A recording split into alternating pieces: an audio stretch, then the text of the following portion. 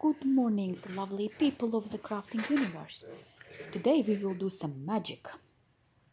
We will make transparent paper or vellum paper, and we will be using some very accessible and very cheap materials.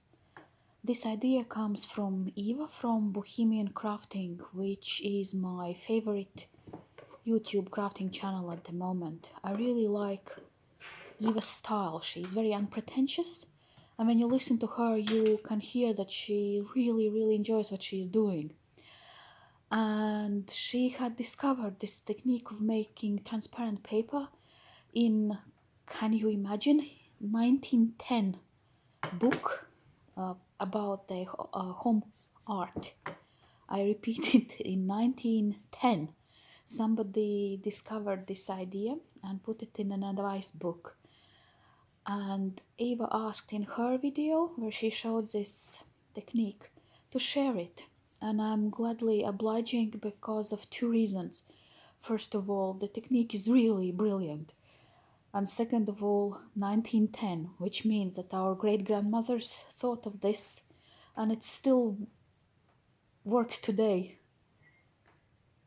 So what I'm using is a very ordinary beeswax. This is beeswax I got from Amazon, which is meant for polishing the furniture. And I'm using a sponge to apply it in a thin layer over a very ordinary printer paper.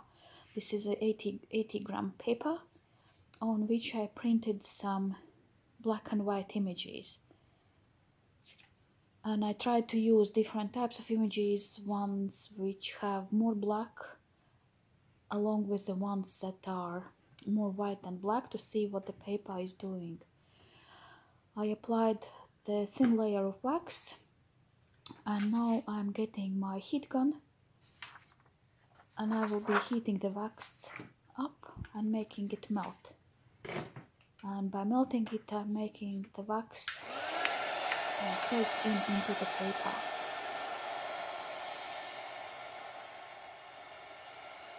It doesn't take long at all.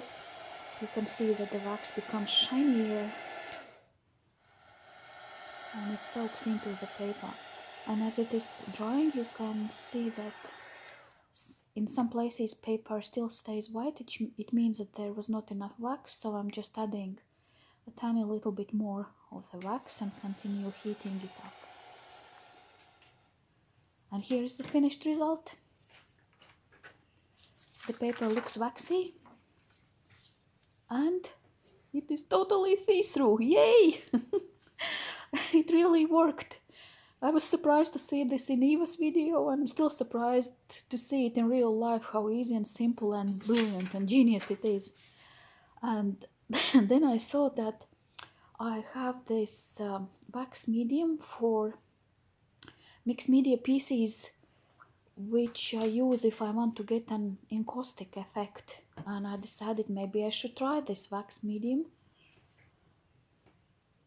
It is very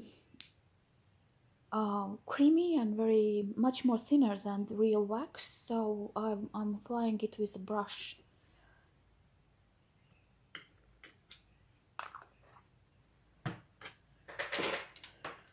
And then heating with the heat gun again, and just to see if the results are the same or not.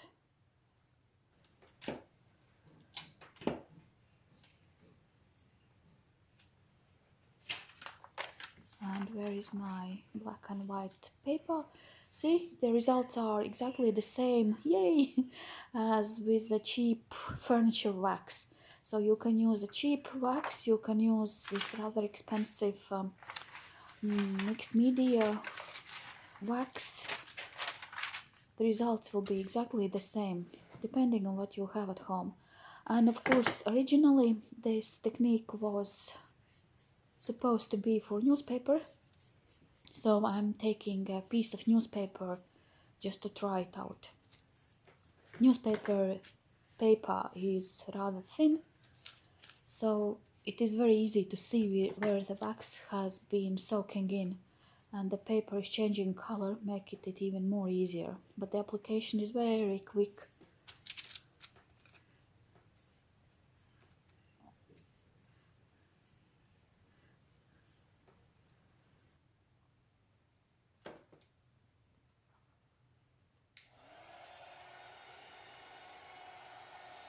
I'm heating it up, you can see when I'm tilting the paper that the wax is melting.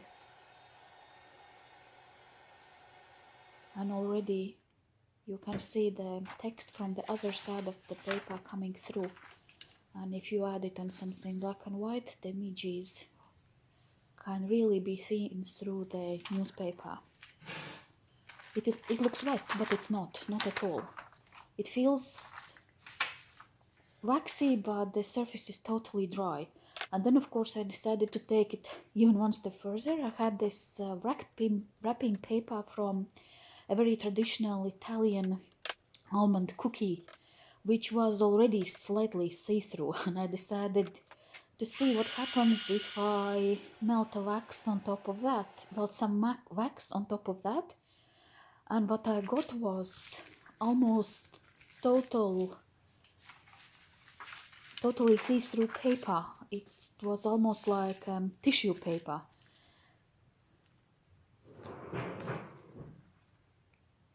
So here is my little experiment. Here is a nod to people who thought of this technique more than 100 years ago. And there are different papers which I tried. And I will link to original video by Bohemian Crafting, and also to a video where I used these transparent papers to make a mixed media page. Oh, here I tried it on a rather thick book page from a very new book. I did get some see-through effect, but not a lot, so I would not advise this technique on thick paper. And here I tried it on a really old original vintage book page, which was already naturally brown, and the effect was, yes, it did get slightly see-through, but I really like the consistency of the paper. It started to feel like a very thin leather. So see you again in a new video, and please click on the links to see the original and the mixed media page using the vellum paper.